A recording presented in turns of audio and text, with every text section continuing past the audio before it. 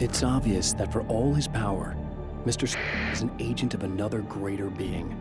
The dark place he came from is full of terrible alien intelligences, dark presences, and none of them should be let loose in our world. He serves one of them. He'll open the way for them if I don't stop him.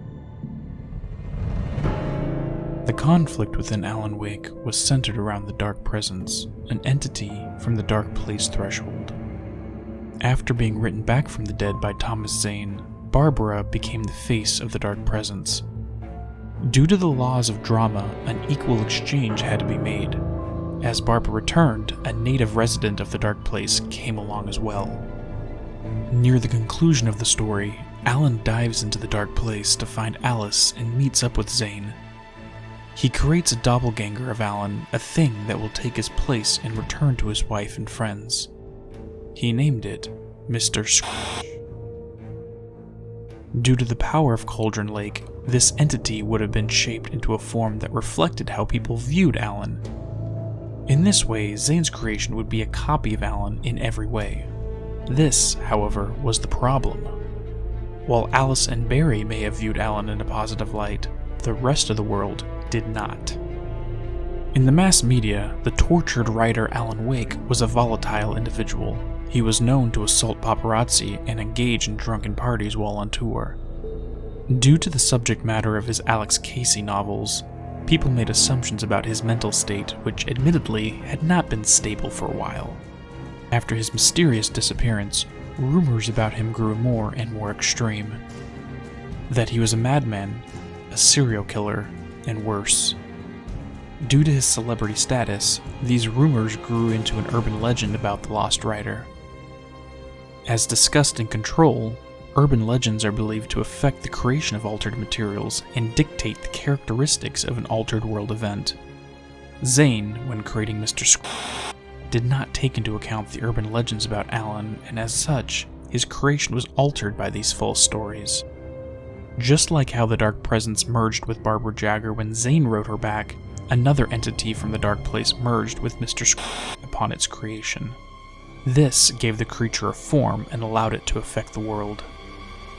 During the events of American Nightmare, it was revealed that Mr. Scratch was able to travel back and forth between the Dark Place and the real world. On multiple occasions, he intentionally let others catch glimpses of him. Two people of note who report seeing him is Alice Wake and Clay Stewart. It is implied that Mr. Scratch would occasionally allow random people to see him in order to propagate the urban legend about Alan. In an interview with Sam Lake, he refers to Mr. Scratch as a demon. This would make sense using both definitions of the word. While demon is used commonly as an unclean or evil spirit, the more archaic definition defines it differently. Spelled as daemon to distinguish it, the word refers to a lesser god, or sometimes as a personified spirit. The name Mr. Scratch is commonly used as a pseudonym for the devil. Sometimes referred to as Old Scratch, he was a common part of pre-Civil War American folklore.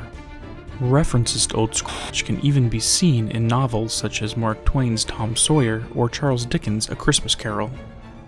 It comes from the Old Norse word skrat, which can be translated as a forest demon, a devil, or a nature spirit.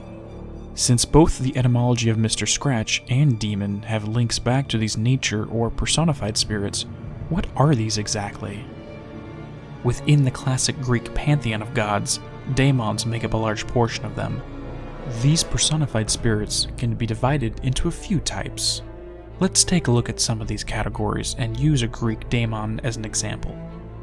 The first are personifications of an emotion, such as how Eros represents love, or aspects of the human condition, such as Thanatos being the spirit of death. The qualities or morality of a thing can be a daemon spirit as well, such as Kratos representing the quality of strength and Helios being the personification of mercy. Even something like a rumor can be a daemon. Pheme is the spirit of gossip. Much of what created Mr. Scratch was because of Pheme, since urban legends find their genesis in rumor. The two final types of daemon are what is relevant to Mr. Scratch and the threat he poses. These would be personal actions and states of society. Kratos' sister Nike would be the act of victory, while Irene and Polemos are the societal states of peace and war. With this in mind, Mr. is both demon and daemon. If we consider him a personified spirit like the daemons we just discussed, his title is enough to figure out what it is he represents. He is referred to in the game as the Herald of Darkness. In this context, a herald is one who acts as a messenger, representing another individual, or a sign of something that is going to happen. From this, it is apparent he is the herald of a more powerful entity that is native of the Dark Place. It is never clarified whether his master is the Dark Presence or another unknown intelligence. In one manuscript page, Alan even states that Mr. Scrooge is an agent of another, greater being. In this sense, Mr. Scrooge would fall under the 6th category of daemon, referring to an action. Being the herald, he represents the coming of an invading force. That force that he heralds can be considered to fall into the 7th daemon category, for the state of society. That would be the invasion of the real world by entities from the Dark Place threshold. During Alan Wake, the writer sealed the crack that the Dark Presence used to slip through. With the door now closed, the Herald's ultimate goal may be to abuse the power gained by taking the form of Alan and create a new path for the dark forces to escape through. While never officially stated, this may be what was really at stake if Alan failed within American Nightmare. Luckily, in the final showdown at the drive-in theater, the writer succeeded in defeating Mr. Scrooge. How it happened is just as poetic as the genesis of the creature itself. Mr. Scrooge was formed from the vague misconceptions of Alan, the urban legends and the dark whispers told about the lost writer. The Herald latched onto this creation of Thomas Zane's and became the serial killer the world believed Alan to be.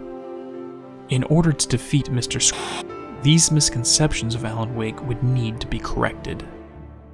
Within the final loop at the drive-in theater, Alan places a film reel into the projector booth that is entitled Sunrise. As the light from the film illuminates the demon, it slowly burned away the creature until it erupted into sparks and vanished. If you pay attention to the image of Alan on the screen, he is originally dressed in the suit adorned by Mr. Scrooge.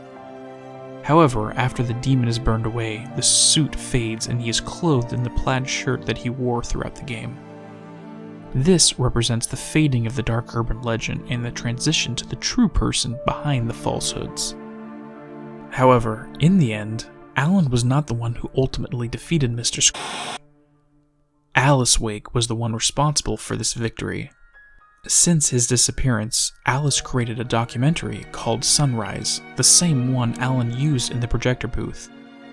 In it, she reflected on her time being married to the lost writer. Within Sunrise, she showed the entire world the Alan Wake that she knew, the one that she loved. Since Mr. Scrooge was formed by the false stories of Alan, he was destroyed when Alice showed the real Alan Wake to the world. The urban legend of the serial killer Alan Wake was shattered with Alice's film, with the Sunrise. It makes me wonder about the power of collective belief. How many things do we accept as fact about a person that are in fact false? Just because everyone believes something does not make it true. Have you ever experienced a false rumor being told about you, and others would treat you as if it were fact? Our beliefs give something power, and until the truth burns away the illusion, we are trapped in a state of falsehood. Alice was able to do that with her film, and unknowingly assisted Alan in his conflict with the evil doppelganger. However, just like the Dark Presence promised to find a new face to wear, the Herald is likely not defeated, and may appear to plague the world again, in another form, at another time. The only question left is, did the events of American Nightmare really happen, or was it only the writer's fantastical dream?